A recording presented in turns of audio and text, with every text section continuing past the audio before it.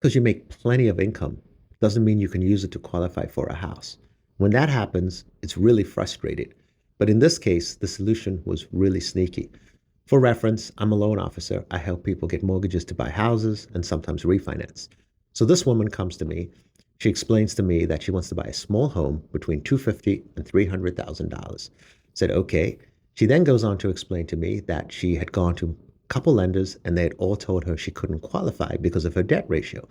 I said, okay, what's the deal with your income? She goes, I don't know. Last year, I made $80,000. I have no debt. I have good credit. I have the down payment money. I'm not sure why they're telling me I don't qualify for that payment. I said, okay, do an application.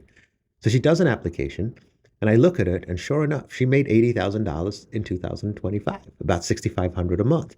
When I look at 2024, she didn't make 80,000, she made 50,000. She made $30,000 less. Also, when I'm looking at the application, I can see it's the exact same job. So I call her up and I said, what happened? Why did you make 50,000 in 24, 80,000 in 25 on the exact same job? She goes on to explain to me that in 24, she had some issues and she just worked less hours. I said, okay, so let me explain to you what's going on. Because you have variable income and variable hours, they're not taking your 80,000 and dividing it by 12 and saying you make 6,500 a month. They're taking your 80,000 plus the 50 you made the year before, going up to 130, and they're dividing that. And when you divide that out, you're only making 5,300 a month. You're actually making about $1,200 less a month, and that's why you're not qualified. She goes, well, that's crazy because for an entire year, I made $80,000. I said, okay, let me ask you this question. In 2025, did you get a raise, any type of increase in pay?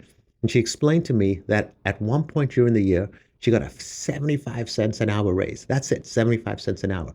I said, perfect. Because the guidelines say that if you got a raise, now we don't have to use the average of the 2 years. We can use your hours times your current rate, and then we can multiply that out, and we'll get you back up to $80,000 a year. And that's how she qualified to buy a house with a 75-cent raise and not a 2-year average.